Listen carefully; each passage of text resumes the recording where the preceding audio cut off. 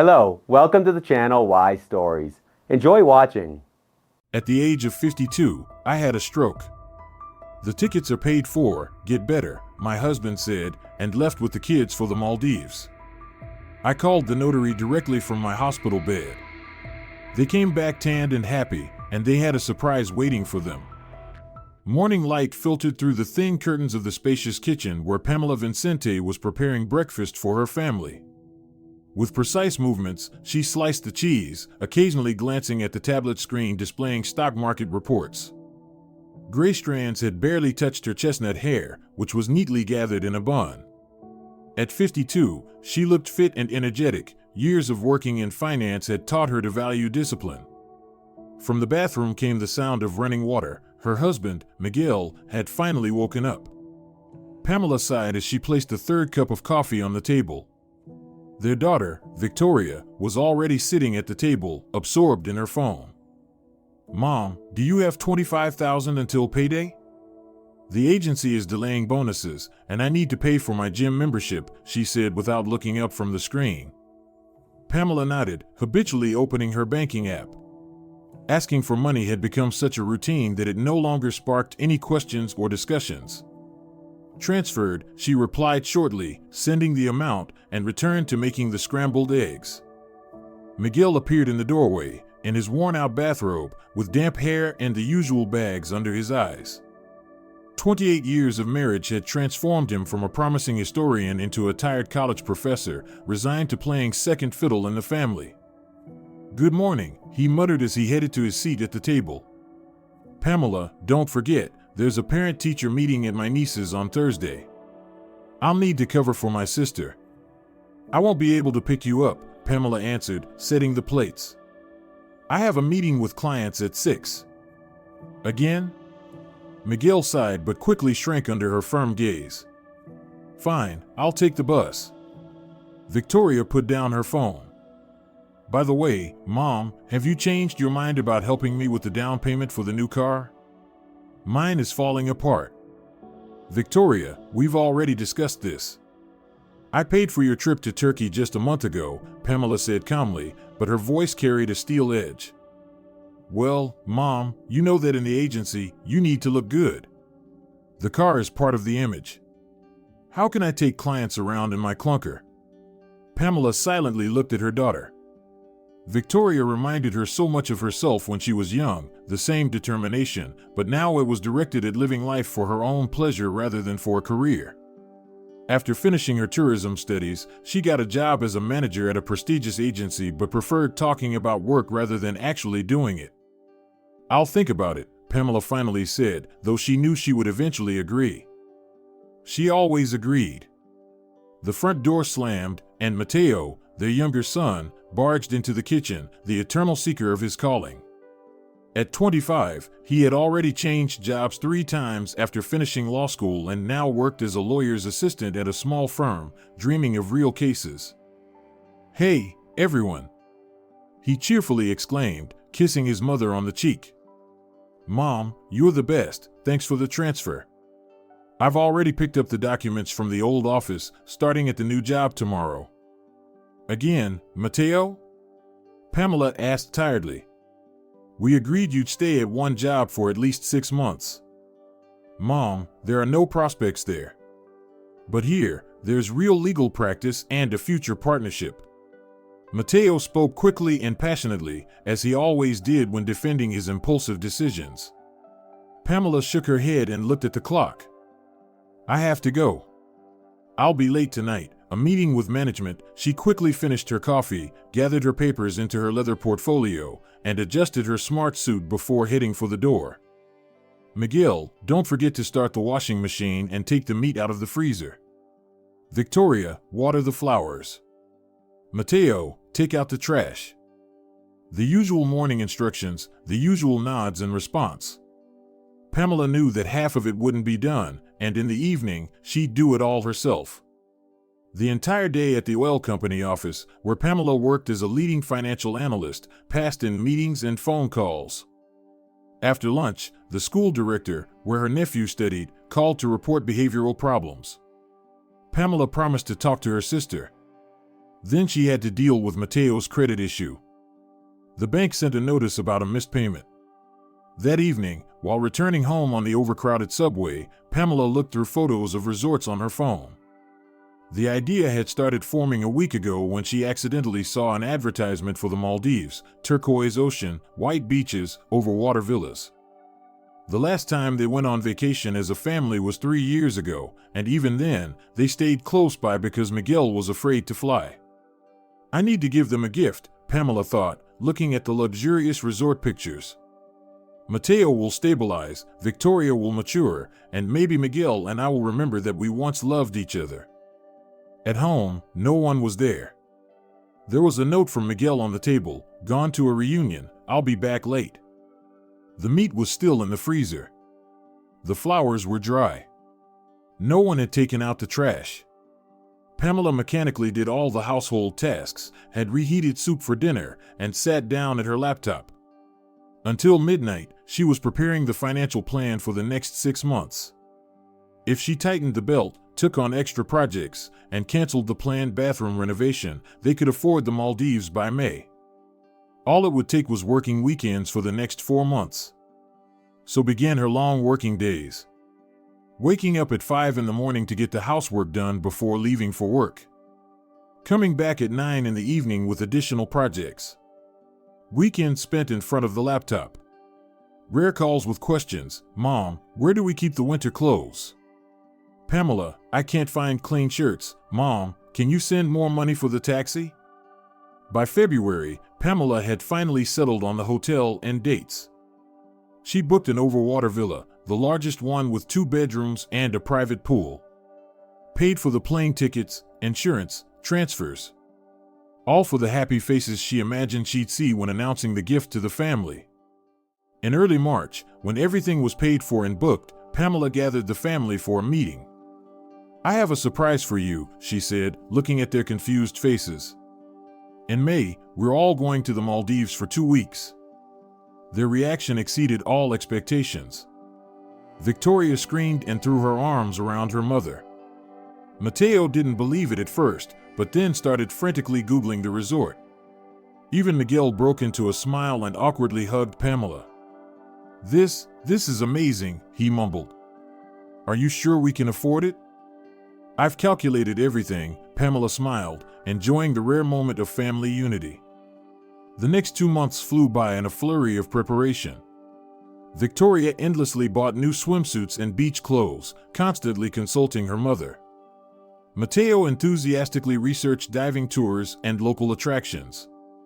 Miguel, overcoming his fears, read reviews about flights and watched videos about tropical islands. And Pamela worked. The new project turned out to be more complicated than she had anticipated.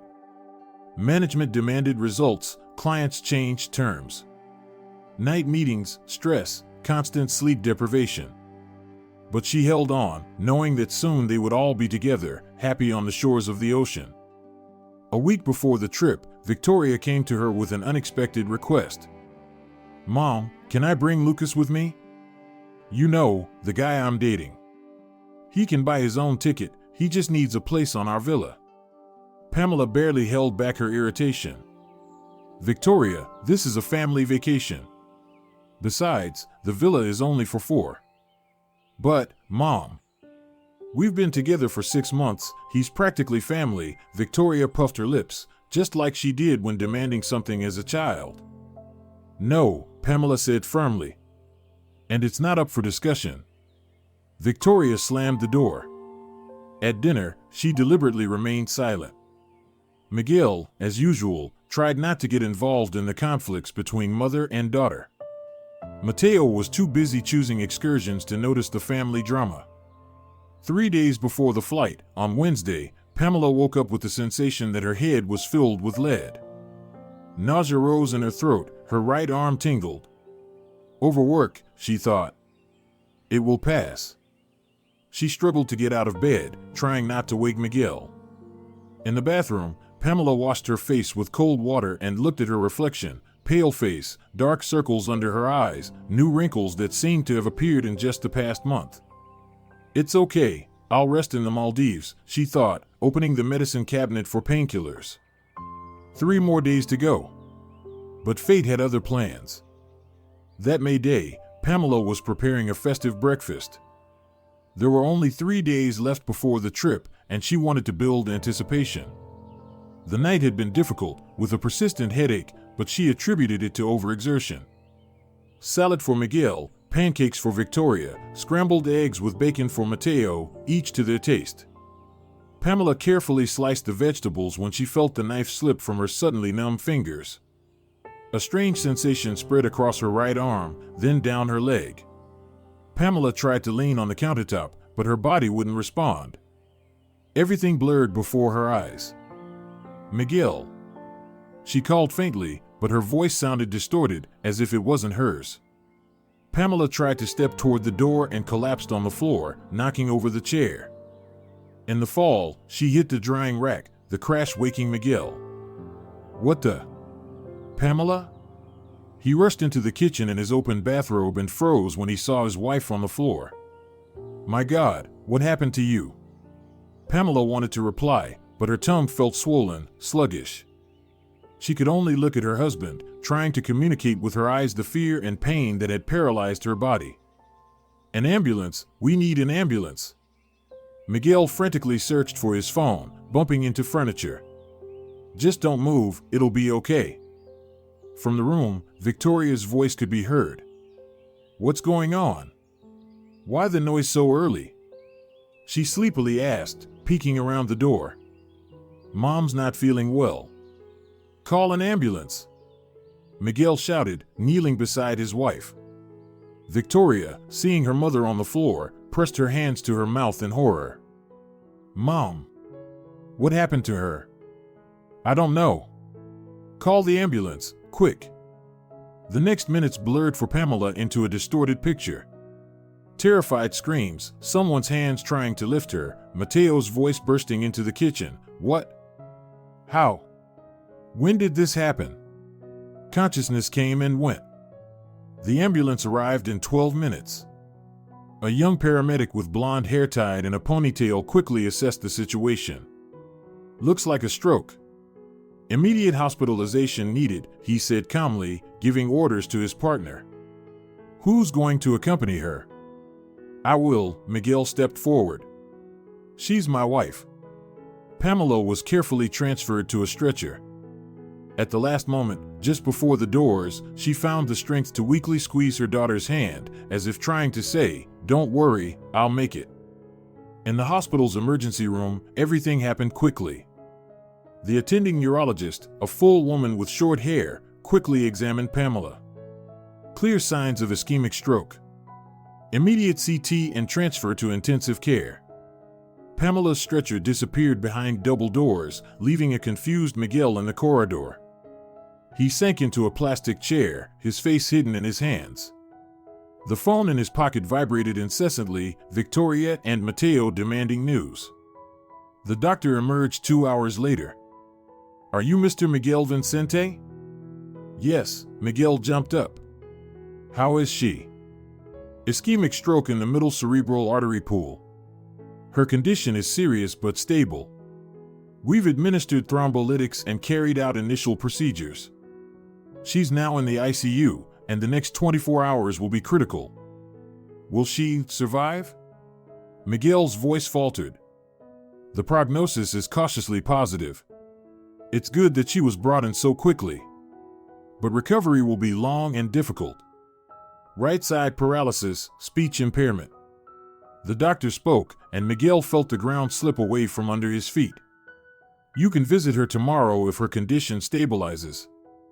Miguel returned home in the evening, exhausted by the hospital waiting and bureaucracy. Victoria and Mateo met him in the hallway. Well? What do they say? Victoria was pale, her eyes red from crying. Stroke, Miguel replied tiredly, taking off his coat. Serious? She's in the ICU. Oh my God, Victoria whispered. What now? Mateo asked. When will they release her? I don't know, son. Miguel walked into the kitchen, mechanically putting the kettle on. The doctor said that even if everything goes well, recovery will take months.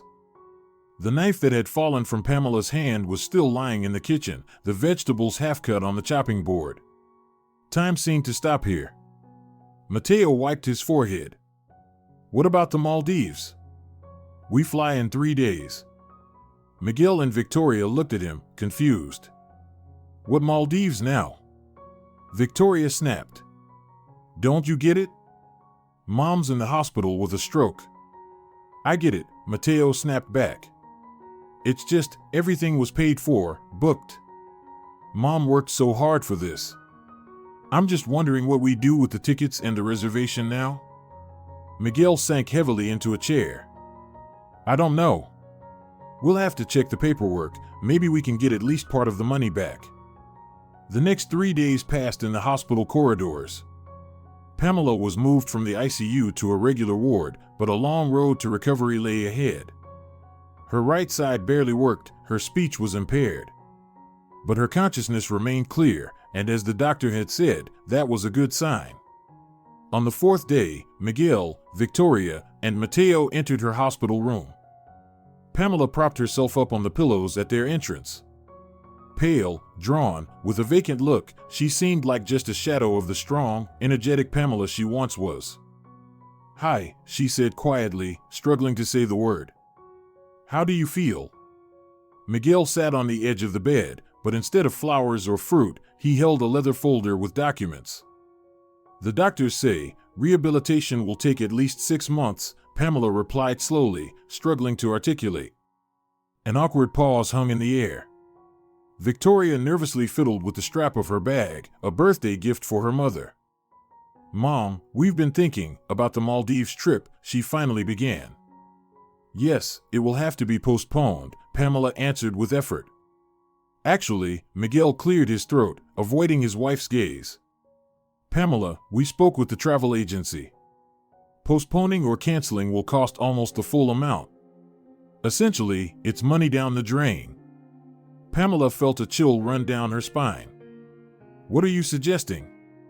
Every syllable was difficult for her, but she had to understand what her husband was implying. The tickets are already paid for, darling, just focus on getting better. Miguel tried to smile, but it came out guilty. We're going to fly, as planned. You need rest, treatment now. And it would be foolish to lose all that money. Pamela stared at them, not believing her ears. She was lying paralyzed after a stroke, and they were planning to go to a resort that she had paid for from her own savings. Who will be with me? Was all she could ask. We've arranged with the neighbor, Laura. She'll come by every day, Mateo replied quickly. And there are nurses and doctors at the hospital. You're in good hands, Mom. Miguel placed the folder on the bedside table. Here's a power of attorney to manage your accounts. We'll need money for pocket expenses, excursions. You know everything is expensive in the Maldives. Pamela silently stared at the ceiling, feeling a treacherous tear slide down her cheek. Her entire life had been spent for them, saving money, denying herself little things, and this was her reward. Will you sign? Miguel extended the pen to her. Her hand barely obeyed, but Pamela found the strength to take it. Of course, she said quietly, signing the document unevenly. What else could she do? Create a scandal in her condition? Prevent them from going? They would do what they wanted anyway, and she had no strength to resist. When they left, discussing what swimsuits to take, Pamela stared out the window at the blooming lilac in the hospital courtyard. The room was quiet, only the monitors beeped. Outside, the leaves rustled gently, and the sound of children's laughter drifted from the playground. Life went on, but for Pamela, it seemed to be frozen in that sterile room with the smell of medicine. In the evening, Laura arrived, a friendly, full woman in her 70s, with a knitted bag full of homemade pastries. Pamela, dear, she whined when she saw her neighbor. What happened to you? As soon as I found out, I rushed right over. Miguel stopped by, said they had to leave urgently and asked me to keep an eye on you. Leave urgently, Pamela bitterly smirked to herself. How conveniently they explained it all to the old woman. Thank you, Laura, she managed to say. Don't worry about it. What worry? We're neighbors, Laura waved her hand, settling in the chair. Here, I brought you some homemade pastries and some compote in a jar. Hospital food, you know how it is. The elderly woman spoke incessantly, telling the latest neighborhood gossip, stories about her many grandchildren. Pamela listened half-heartedly. The cold that had settled inside her after the conversation with her family did not dissipate. The next day, Nurse Gloria Gonzalez, a woman of Pamela's age with kind but tired eyes, entered the room. How are you feeling today, Mrs. Vincente? She asked, checking the 4.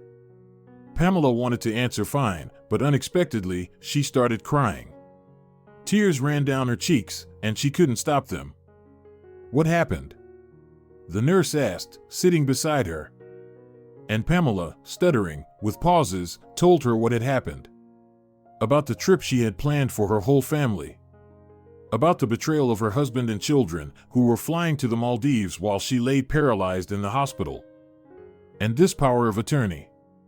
I didn't even look at what I signed, she finished her story. Gloria frowned, took the folder from the table, and began to examine the document carefully. Suddenly, she gasped. Mrs. Vincente, this is a general power of attorney for all your assets. Not just accounts, but property, securities. They will be able to manage all your assets. Pamela felt the room spin before her eyes. How could they? Did they only see her savings after all these years of care?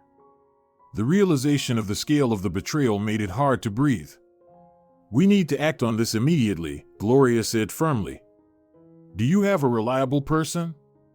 A lawyer or notary you trust? Pamela thought for a moment and then remembered Gabriel Diaz, a notary she had worked with at the bank many years ago. They had kept a friendly relationship, occasionally meeting at professional events. Gathering all her strength, she dictated the phone number to the nurse. Thank you, Pamela whispered. I don't know what I'd do without you. It's nothing, Gloria gently patted her hand. Get well. As for this, we'll sort it out. In the evening, Laura returned, bringing pastries and news. Your family left for vacation, Pamela. I saw the taxi pull up, they loaded their suitcases. They looked so happy, smiling. Miguel told me you gave them your blessing so the tickets wouldn't go to waste. You're such a good person, thinking about your family even in this situation. Pamela closed her eyes, not wanting the neighbor to see the pain reflected in them. Bless them, she thought. Convenient phrasing. Thanks for coming, she could barely say. That night, Pamela couldn't sleep for a long time.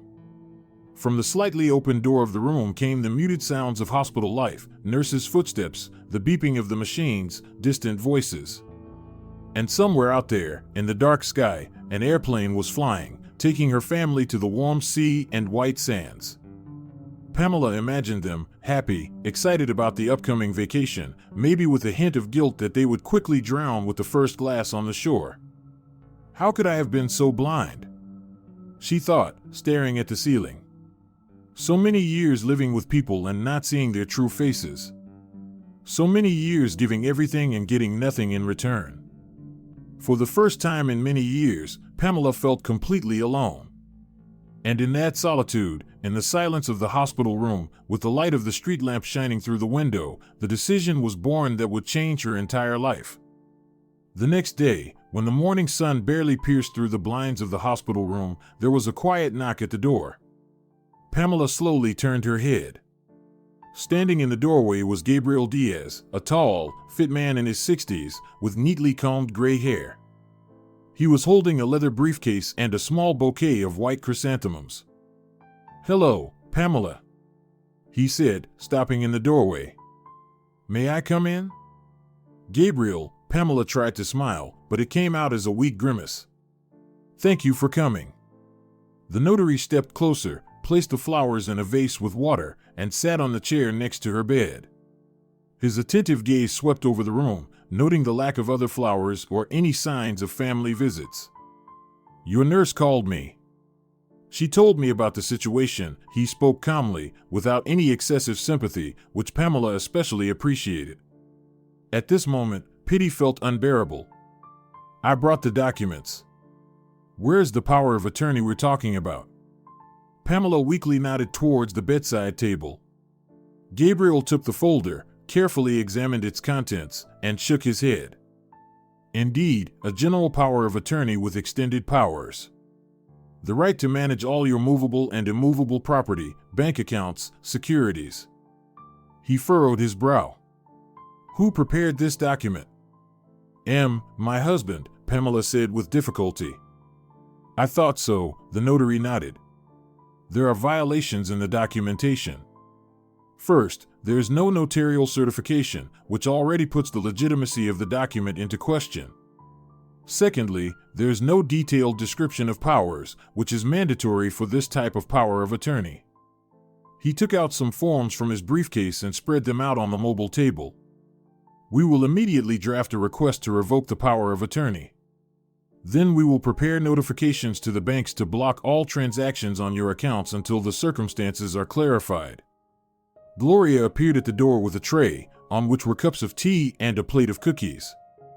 I thought you might need a little something, she smiled, placing the tray on the table. How's it going? We're starting the process of restoring justice, Gabriel replied, nodding gratefully at the nurse. Pamela, I need to know the details. Which banks should the notifications be sent to? Do you have safe deposit boxes? Any real estate, apart from your main home? For the next hour, Pamela, overcoming difficulties with her speech, slowly and thoroughly answered the notary's questions. Gloria helped when it was especially difficult to pronounce a long name or a sequence of numbers. Gabriel methodically filled out forms, occasionally clarifying details.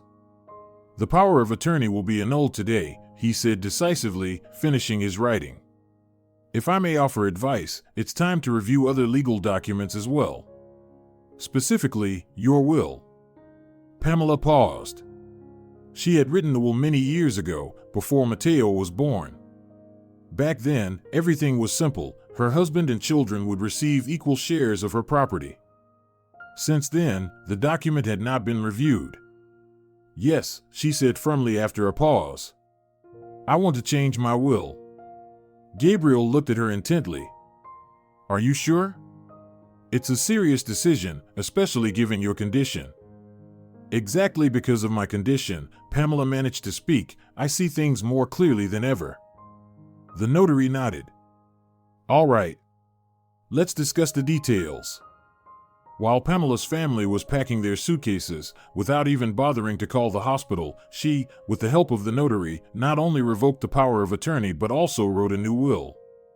Most of her assets were now designated for a charitable foundation for stroke patients, as well as Gloria, who, over the past few days, had shown more care than her own family had in years. Pamela also arranged to create a special fund to support young neurorehabilitation specialists. Are you sure? Gabriel asked cautiously, while finalizing the documents. Absolutely, Pamela replied firmly, feeling a strange sense of relief. For the first time in many years, she made a decision, thinking only of herself and her desires. Gloria, hearing about the will, shook her head resolutely. Mrs. Vincente, I can't accept this. We barely know each other. You are the only person who showed care, Pamela slowly but clearly said. Please accept this as a symbol of my gratitude. Gabriel folded the documents into his briefcase. Now, about practical steps. I'll send notifications to all the banks where you have accounts. I'll block any transactions with real estate in your name. I'll create legal protection for your assets during your rehabilitation. Pamela nodded gratefully. Thank you. Happy to help, Gabriel stood up, preparing to leave. I'll visit you regularly. We'll monitor the situation together. When he left, Gloria helped Pamela adjust her position on the bed. How are you feeling? Strange, Pamela admitted. Like I've just woken up from a long sleep. That's a good sign, the nurse smiled. It means recovery has begun, and not just physically. In the evening, when Pamela was falling asleep, the phone on the bedside table vibrated softly. She barely managed to reach it with her healthy hand. On the screen appeared the name Miguel. With surprising calmness, Pamela pressed the answer button. "Yes?" "Pamela, it's me." Miguel's voice sounded nervous and tense. "We're at the airport. There's a problem with the payment. The card isn't working for some reason." Pamela remained silent, listening to her husband's rapid breathing on the other end of the line. "Can you hear me?" he asked after a pause. "We need to pay for luggage fees and unlimited internet at the hotel. But the card says it's declined." "Unfortunately, no," Pamela replied calmly, surprised by how clear her voice sounded. "The power of attorney has been revoked. And in fact, I've reviewed our financial arrangements." "What do you mean, reviewed?" Panic entered Miguel's voice. "We're already at the airport. We need money. You have your own cards, your own savings." Pamela was surprised by how calm her voice sounded. "Enjoy your vacation at your own expense." "Pamela, you're not yourself. This is the aftermath of the stroke. You need treatment," Miguel shouted, but she had already pressed the button to end the call. The phone immediately rang again. Then it rang once more. Notifications appeared for messages, first from Miguel, then from Victoria, then from Mateo. Pamela muted the sound and placed the phone screen down. For the first time in many years, she did not rush to solve other people's problems. In the morning, she was awakened by voices in the hallway. Apparently, Miguel was trying to break into her room, but the nurse on duty was not letting him in. "You don't understand, she's my wife." Pamela could hear his outraged voice. "She's getting worse, she's making irrational decisions. Visiting hours are from 4 p.m. sharp until 7 p.m. sharp," the nurse replied calmly. "And according to our data, the patient's condition is stable, with a positive trend. But we have to leave. I need to talk to her. Come back during visiting hours." The footsteps faded, and silence fell. Pamela closed her eyes, feeling the tension of the last few days finally easing. She didn't know whether they had left or not, and for the first time, she didn't care. At noon, Gloria appeared. "You have a visitor," she informed her. "Should I let him in?" Pamela tensed, thinking it was Miguel, but at the door stood Gabriel Diaz. "All the documents are completed, notifications have been sent," he said without preamble. "Your accounts are protected, the property is safe.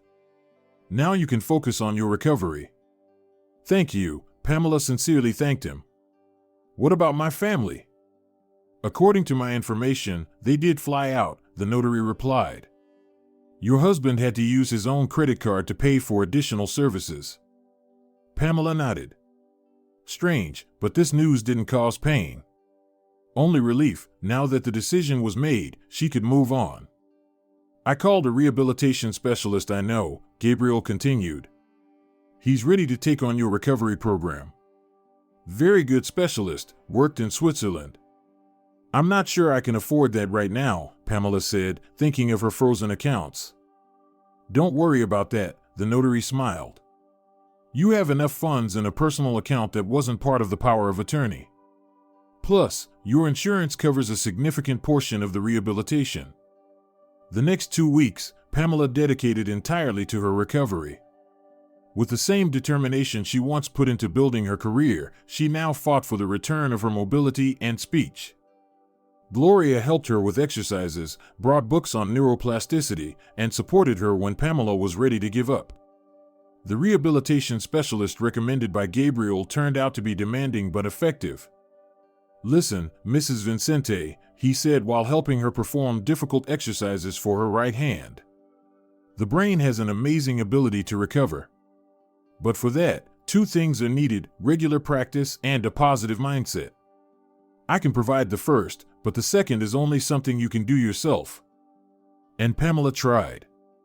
Every day, she did all the prescribed exercises, forcing her reluctant muscles to work. With the help of a speech therapist, she practiced her speech, articulating complex tongue twisters. In the evenings, she read aloud, recording herself on a voice recorder to track her progress.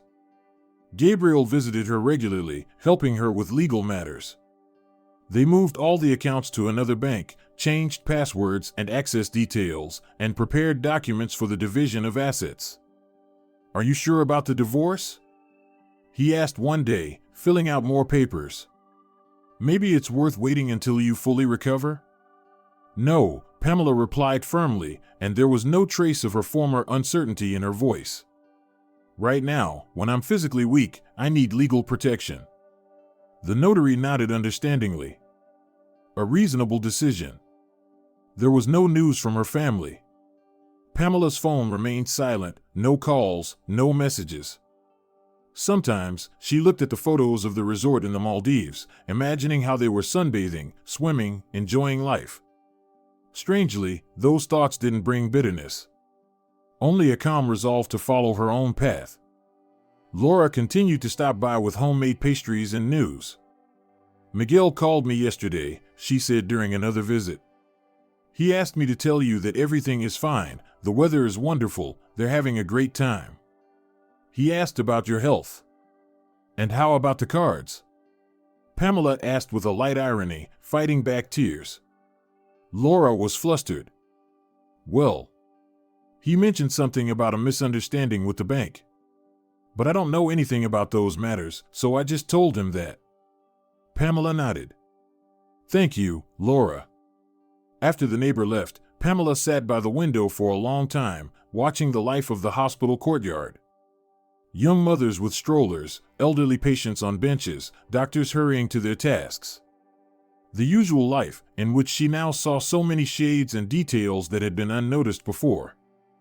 The day before her family returned from the Maldives, Pamela was transferred from the hospital to a rehabilitation center. The room was bright and spacious, with a large window overlooking the park. Gabriel personally accompanied her during the move, making sure all the necessary documents were in order. "You'll be comfortable here," he said, helping her settle in. "And most importantly, you will receive professional recovery treatment." Pamela looked at him gratefully. "I don't know how to thank you for your help." "You've already done it," the notary smiled. "With your perseverance and will to live. You know, Pamela, I've seen many people in crisis situations. Most of them break down. You're one of the rare few who get stronger." That same evening, Laura called, agitated and flustered. "Pamela, I don't know what to think. Your family returned from the resort, but they can't get into the apartment. The locks have been changed. Miguel called me, asking if I knew what was going on. I told him I had no idea, that you were in the hospital." "Everything's fine, Laura," Pamela replied calmly. "It's supposed to be that way. But what about them? Where will they live?" "Victoria has her own apartment," Pamela reminded her. "And Mateo too. Miguel can move in with the kids." "Oh, Pamela," Laura seemed truly confused. "What happened between you?"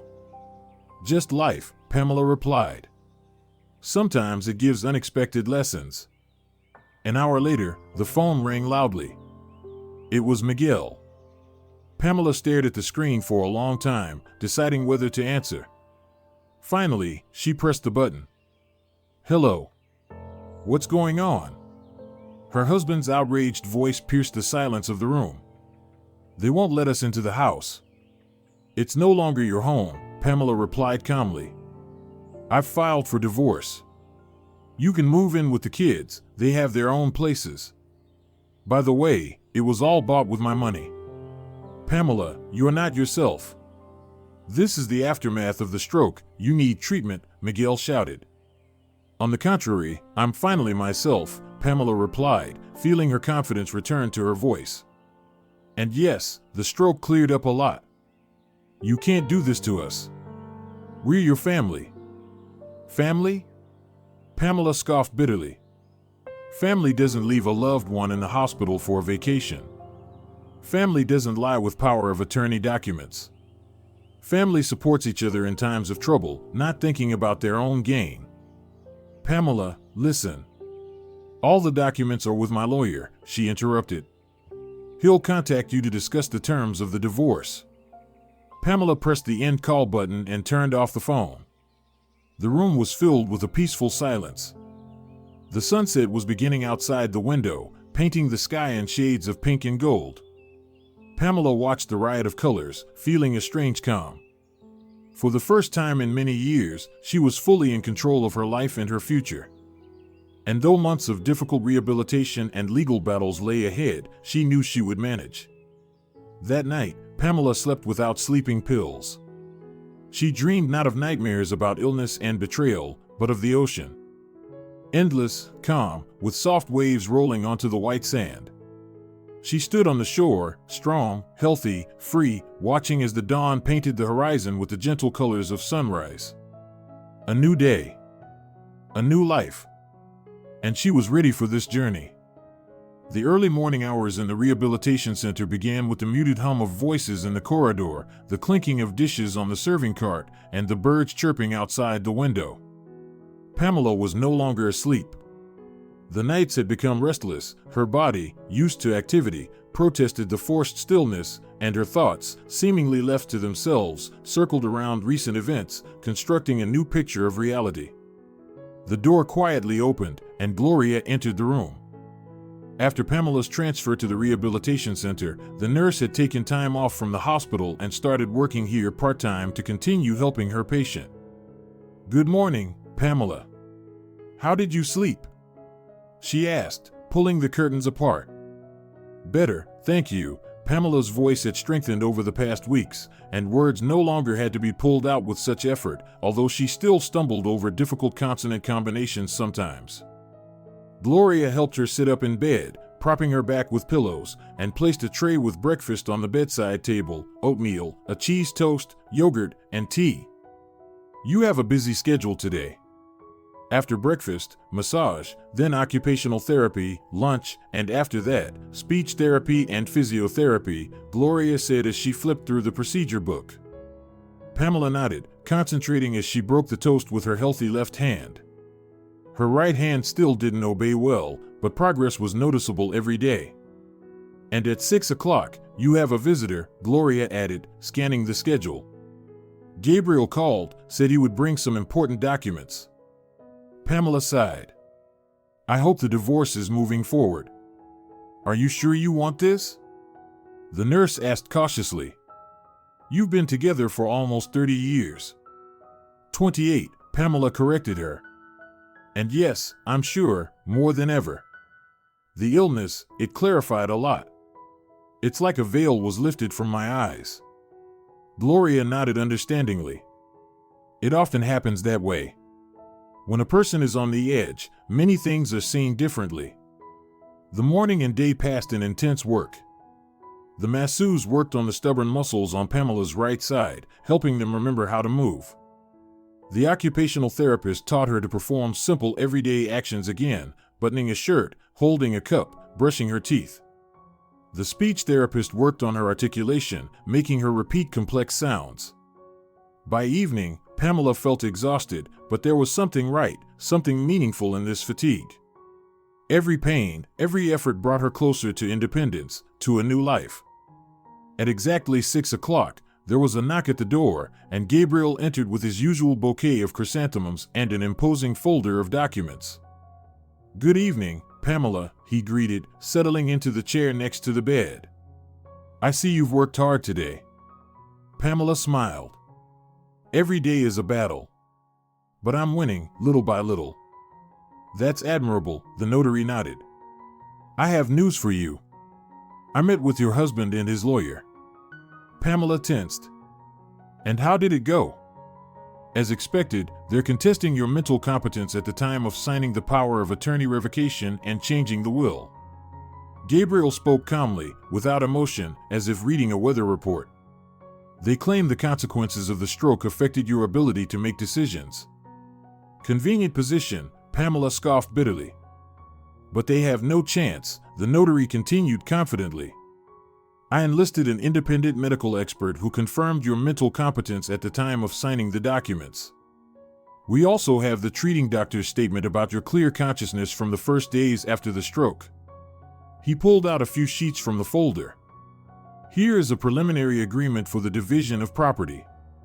I've prepared the fairest option, with no unnecessary concessions. Pamela took the documents and began studying them carefully.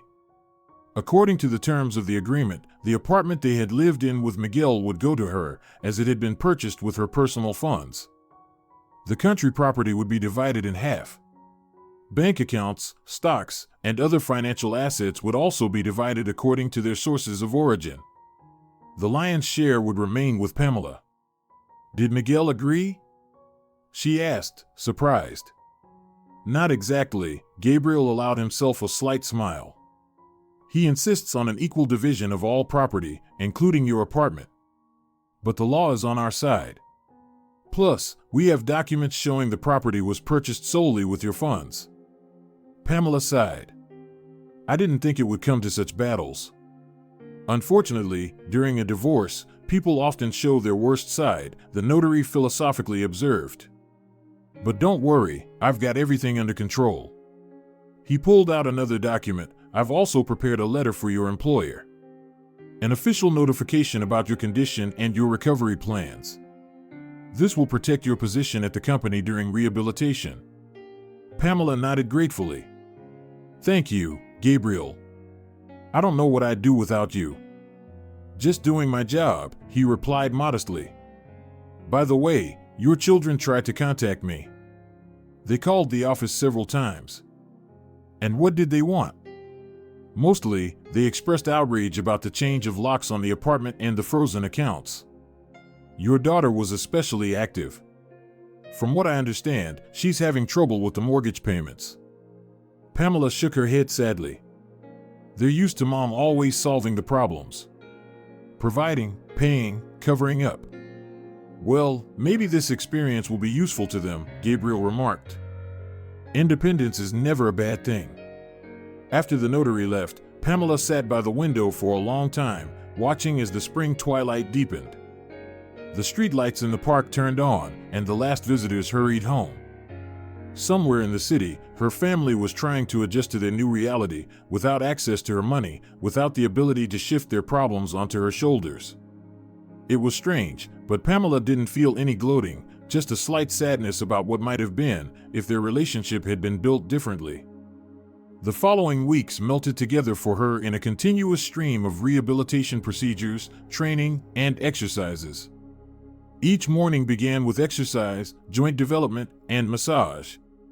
Then, lessons with the physical therapist, hydrotherapy in the pool, fine motor skills training.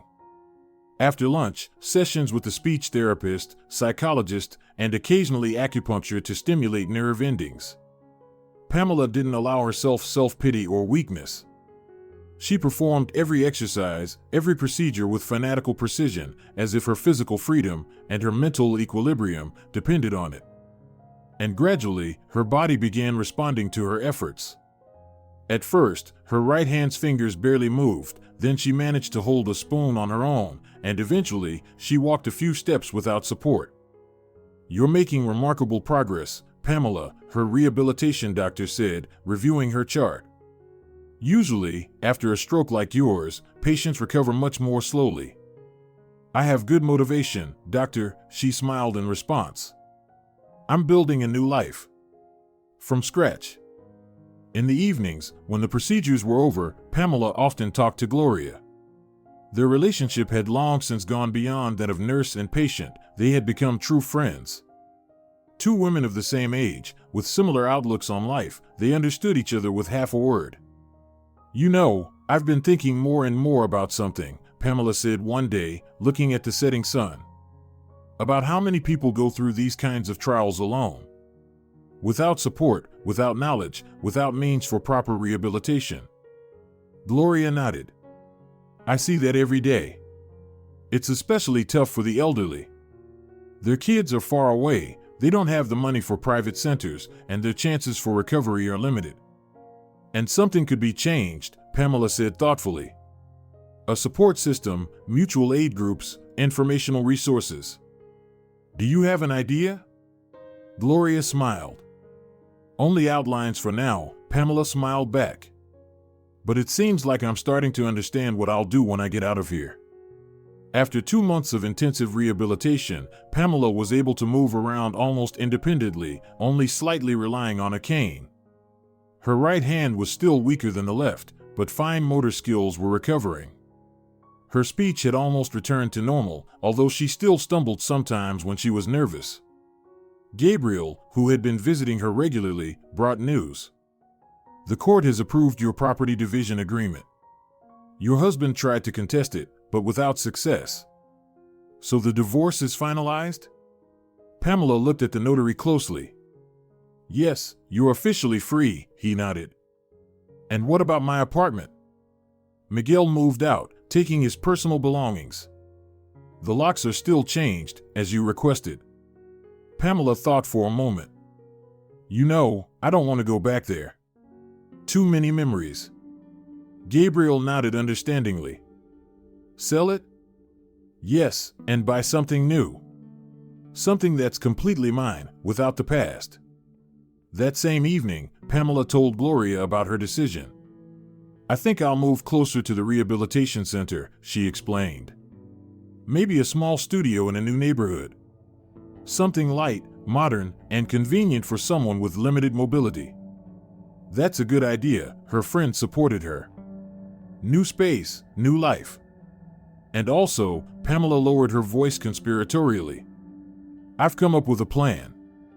Do you remember we talked about support for stroke survivors? Gloria nodded. I want to create a support group.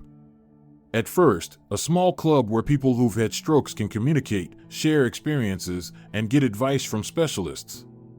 Later, maybe a fund to finance rehabilitation for those who can't afford it. That sounds wonderful, Gloria said sincerely. But it will take a lot of effort and time. I have the time, Pamela smiled. And the strength? You know, I feel more energized than I have in years. It's like I've woken up from a long sleep. I'm with you, Gloria simply said. I'll help however I can. The following week, Gabriel informed Pamela that he had found a buyer for her apartment. The price was acceptable, the documents were in order, and the sale could go through soon. I've also found a few options for your new place, he added, showing her apartment photos on a tablet. This studio seems the most suitable, a new building with ramps and an elevator, 10 minutes from the rehabilitation center. Pamela looked through the photos, a spacious studio with panoramic windows, light finishes, and modern furniture. Nothing unnecessary, nothing that reminded her of her past life. I'll take it, she said decisively. Go ahead and process the documents. A month later, Pamela was discharged from the rehabilitation center. Gabriel personally came to take her to her new home. Gloria, who had taken the day off, joined them. When they entered the light, spacious studio, Pamela felt tears welling up in her eyes. This was her space, only hers, created for her new life. No traces of the past, no memories that required careful handling or painful erasure. Welcome home, Gabriel smiled, handing her the keys. Pamela slowly walked through the apartment, touching the new furniture, admiring the view from the window, getting used to the idea that this was now her home. There was no room here for regret or bitter memories. Only the future. I don't even know how to thank you, she said, turning to her companions. You literally saved me. Well, that's not entirely true, Gloria smiled. You saved yourself. We just helped a little. That same evening, after Gabriel left and Gloria stayed to help with the arrangements, there was a knock at the door. Standing on the threshold was Victoria, pale, gaunt, with an expression of stubborn determination on her face. Mom, we need to talk, she said, instead of a greeting. Pamela, leaning on her cane, silently stepped aside, letting her daughter into the apartment. How did you find me? She asked once they settled in the living room. It wasn't easy, Victoria nervously fiddled with her bag strap. Your notary refused to give any information. I had to turn to contacts at the real estate agency. Why are you here? Pamela watched her daughter carefully. Mom, this is madness, Victoria spoke quickly, as if she had rehearsed her speech beforehand. You sold our apartment, divorced Dad, disappeared. I was fired from the agency because of mortgage issues. Mateo had to move in with a dorm neighbor. Dad's renting a room on the outskirts. And? Pamela asked calmly. And what? Victoria fumed. We're your family. You can't do this to us. This is all because of the illness. You're not yourself. No, Victoria, Pamela shook her head. It's precisely because of the illness that I am finally myself. You know, when you're lying paralyzed in a hospital and your family decides to fly to the Maldives, a lot becomes clear. Mom, we made a mistake, Victoria's voice faltered. I admit, it was wrong. But you can't erase our whole life because of one mistake. One? Pamela scoffed bitterly. Dear, that was just the final stroke. I've spent my whole life living for you, giving everything, receiving nothing in return. You know what I realized? I turned you into consumers. You've gotten used to only taking, without thinking about what I feel, what I want, what I need. Victoria lowered her head. And what now? You're erasing us from your life? No, Pamela said more softly. I'm just changing the terms. No more financial contributions. No more self-sacrifice. No more solving your problems. If you want to communicate, fine, but as independent adults. On equal terms. We can't handle it, Victoria's voice cracked with tears. Dad's depressed, Mateo can barely make ends meet, I have mortgage problems. You'll handle it, Pamela said confidently. You're adults, healthy people. Mateo has a law degree, you work in a prestigious field. Your father has teaching experience. Use that. Victoria looked at her with a mixture of hurt and surprise. You've changed. Yes, Pamela nodded. And that's the best thing that's happened to me in many years. When her daughter left, without saying goodbye, Gloria, who had been listening to the entire conversation from the kitchen, came out into the living room. Are you okay? She asked, sitting next to Pamela. Pamela sighed deeply. You know, for the first time in many years, I'm really okay. It's like I've shed a heavy burden that was dragging me down. She looked out the window at the evening city, lit by lights. Tomorrow, we'll start working on our support group, Pamela said resolutely. I've got some ideas. When she fell asleep in her new apartment, in her new life, for the first time, thoughts of the future didn't cause anxiety, but joyful anticipation. There was a difficult road ahead, but now she was walking it on her own, relying on her own decisions and the support of true friends. The sunlight streaming through the light curtains woke Pamela up earlier than the alarm.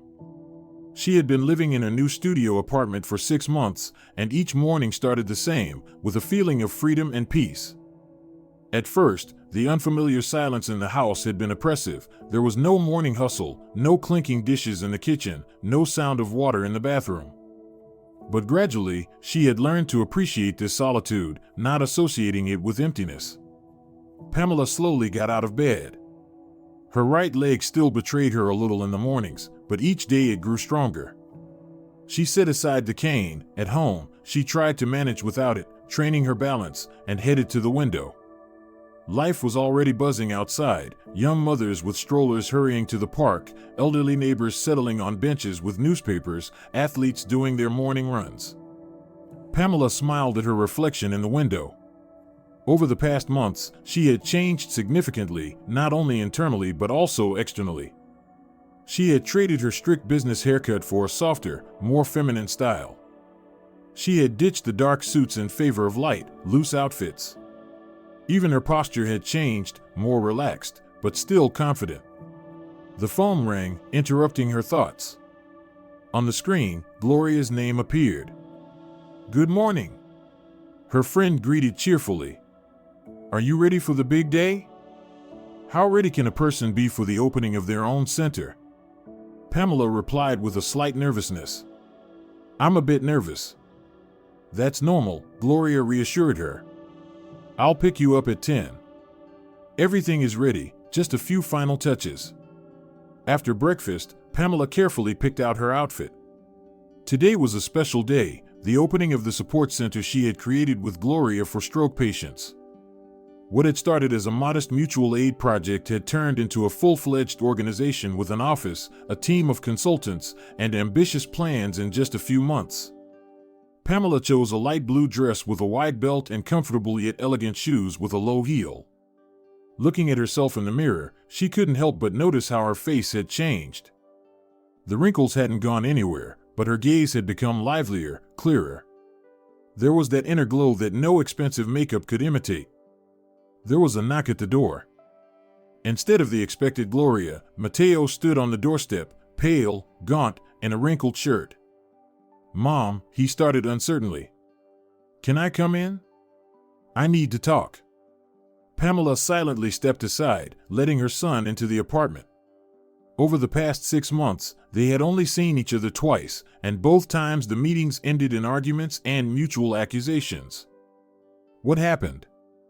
she asked once they were settled in the living room. Mateo nervously intertwined his fingers. I have problems. I was fired from the firm. I've been out of work for the past 2 weeks." Pamela watched her son carefully, noticing the shadows under his eyes, the scruffy stubble, the trembling hands. "And what do you want from me?" she asked directly. "I need help, Mom." Mateo lowered his gaze. "I've only got enough money to pay for the room this month. After that, I don't know what to do."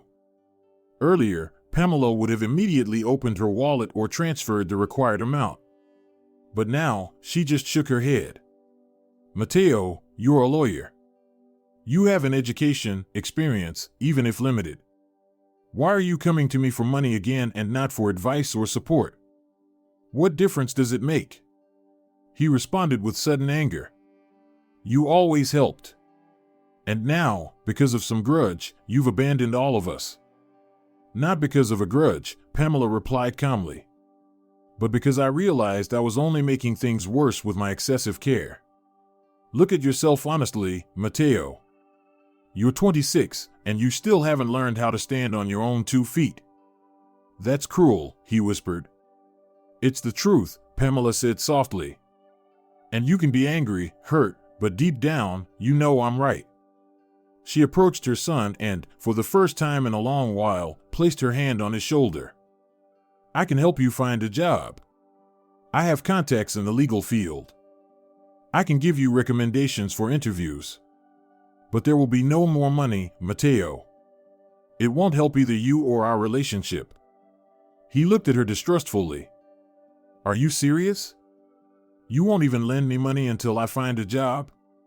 "I won't lend you money," Pamela confirmed. "Because I know, as soon as you get my money, the incentive to find a job will disappear immediately." Mateo jumped up. "You've changed, Mom. You've become tough, heartless." "No, son," Pamela shook her head. "For the first time in many years, I've become myself. And the strangest thing is, none of you even noticed that I was just a function, serving your needs."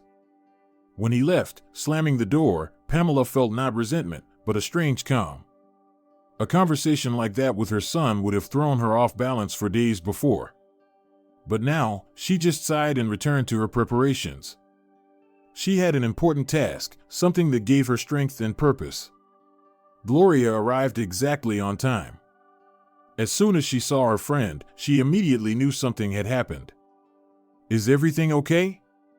Mateo stopped by, Pamela replied briefly. "He asked for money." "And you?" "I refused. I offered help finding a job." Gloria nodded approvingly. "Good. Although, I imagine it wasn't easy." "You know," Pamela said thoughtfully, "it would have been unbearable before. But now? It's like I've found some inner anchor I've never had before." On the way to the center, they discussed the final preparations for the opening. Over the months of working together, their friendship had grown stronger and deeper. They complemented each other perfectly, Pamela with her organizational skills, business acumen, and connections, and Gloria with her medical experience, empathy, and ability to connect with even the most difficult patients. The new life support center was located in a small but cozy space on the first floor of a residential building. Light-colored walls, comfortable furniture, and a thoughtfully designed navigation system for people with disabilities. Every detail had been carefully planned. The main hall had round tables for group sessions. In small offices, individuals could receive consultations from psychologists, speech therapists, and physiotherapists. On the walls, there were informational posters about stroke prevention and recovery methods. By the appointed time, the first visitors began to arrive, stroke patients and their relatives. Many Pamela knew personally. They had already participated in preliminary meetings, offering advice on organizing the center. But there were also new faces who had heard about the project from social media or by referral from doctors. Pamela greeted the guests at the entrance, trying to give each one attention. Here was a gray-haired man with a cane, a mathematics professor who had suffered a stroke 2 years ago. Next to him, his daughter, who had become his main support. And there was a young man in a wheelchair, an athlete whose career was cut short by a brain hemorrhage. And an elderly couple, the wife supporting her husband, who struggled to walk but didn't give up. In each of them, Pamela saw a reflection of her own story, the same despair, the same fear, the same determination to fight. And for each of them, she found words of support, not empty comfort, but an honest conversation from someone who had walked the same path. When everyone had gathered, Pamela stood up on a small platform. She was filled with nerves. For the first time in a long while, she was about to speak in front of an audience, albeit a small one. "Good afternoon, dear friends," she began, trying to speak clearly, although a little uncertainty still lingered in her voice. "I am happy to welcome you to our new life support center. A year ago, I suffered a severe ischemic stroke. That event divided my life into before and after." Pamela scanned the room, seeing understanding and empathy in the eyes of the gathered. "The stroke took much from me, my health, my way of life, illusions about a strong family. But it also gave me something invaluable, a new perspective on life, true friends, and an understanding of what truly matters." She smiled, looking at Gloria, who was standing by the wall. "Our center was created not only for physical rehabilitation, though that's very important. We're here to help you return to a full life, with new priorities, a new understanding of yourself and the world around you. To support you in times of despair and to share the joy of small victories." The applause that followed deeply moved Pamela.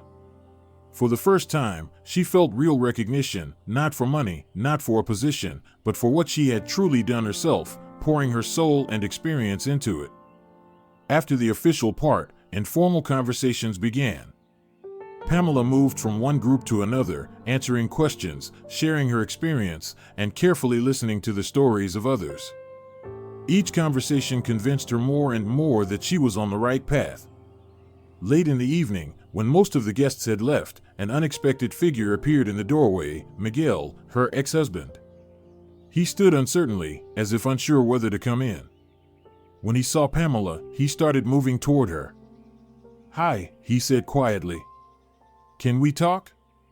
Pamela nodded, pointing to a small office off to the side of the main hall. "Of course." Once they were alone, Miguel stayed silent for a long time, studying his ex-wife as if seeing her for the first time. You look good," he finally said. "Completely different." "Thank you," Pamela replied simply. "You've changed too." That was true. Miguel had lost weight, his features were more angular, and there was more gray in his hair. But the biggest change was in his eyes. The familiar shadow of self-deprecation was gone, replaced by a new kind of focus. "I heard about your center," he said after a pause. "Mateo told me you set up something for stroke patients."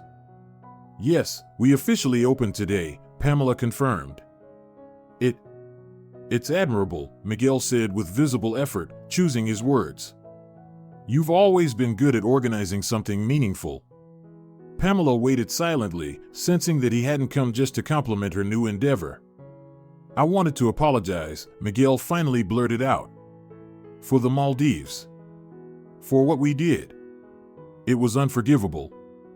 "Why now?" Pamela asked. It's been almost a year. Miguel sighed. Maybe I needed time to truly realize. And to see that you managed.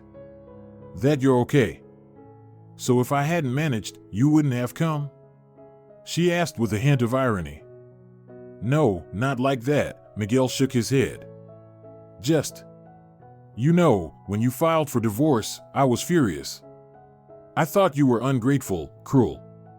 I told the kids it was the effect of the illness, that you weren't yourself. But then, when I had to pay the bills myself, find housing, solve problems, I began to understand how much you did for us. And how little we appreciated it. Pamela remained silent, but a strange warmth spread inside her. Not from her ex-husband's words, but from the realization that she had truly been right. That her decision had changed not only her own life, but had made those around her change as well. And then I heard about your center, Miguel continued. About how you're helping other people who went through the same thing you did. And I realized how much stronger you are than me. Stronger than all of us. You know, Miguel, Pamela said thoughtfully. I don't hold a grudge against you. Truly. What happened? It was a necessary lesson. For all of us. Can we fix everything? He asked hopefully. Pamela shook her head. The past, no. But we can build a new future. But only now, on equal terms. What does that mean? Miguel looked confused. It means I won't sacrifice myself anymore for someone else's comfort. I won't solve other people's problems at the expense of my own desires. I won't pretend everything is fine when it's not. She smiled, looking out the window at the evening city. If you're ready to accept me for who I truly am, with my priorities and boundaries, we can try to build a new relationship. Not a family in the old sense, but something more honest and equal. Miguel remained silent for a long time, then nodded. I'll try. If you give me a chance. Not a chance, Pamela corrected him. An opportunity. For both of us. When Miguel left, promising to call in a few days, Gloria peeked into the office. Are you okay? More than okay, Pamela smiled. Looks like today is a day of reconciliation and new beginnings. They left the center together into the warm summer evening. The city was living its usual life, people rushing home, cars honking, the windows of high-rise buildings glowing. But for Pamela, everything looked different, brighter, fuller, more significant. You know what I've been thinking about? She said as they walked along the park alley. That sometimes you have to lose what you have to find what you really need. Gloria nodded understandingly. Like the saying about closing and opening doors. Exactly, Pamela agreed. When the door to my old life closed, I thought it was the end. But it turned out to be just the beginning. Ahead, the park stretched out with a wide perspective, its flower beds and fountain in full view. The sun was setting, painting the sky with soft shades of pink and gold. Pamela walked confidently, only slightly leaning on her cane, not out of necessity, but more out of habit. With each step, she felt how this new, rediscovered life was strengthening, a life that now belonged only to her. That evening, sitting on the balcony of her new apartment with a cup of tea, Pamela reflected on the strange irony of fate. She had lost her health, her family in the traditional sense, but she had gained something much more valuable, self-respect, a new purpose, and an understanding that life doesn't end at 52. Even after a stroke, she could still be fulfilled, meaningful, and belong primarily to herself.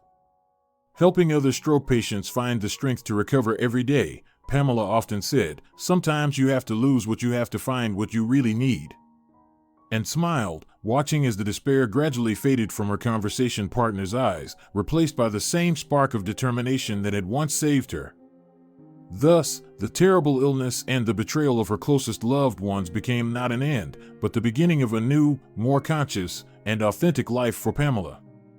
A life in which there was room for pain and difficulties, but also for joy, discoveries, and real, deep love, above all, for herself. If you're enjoying it as well, leave a like and subscribe to the channel.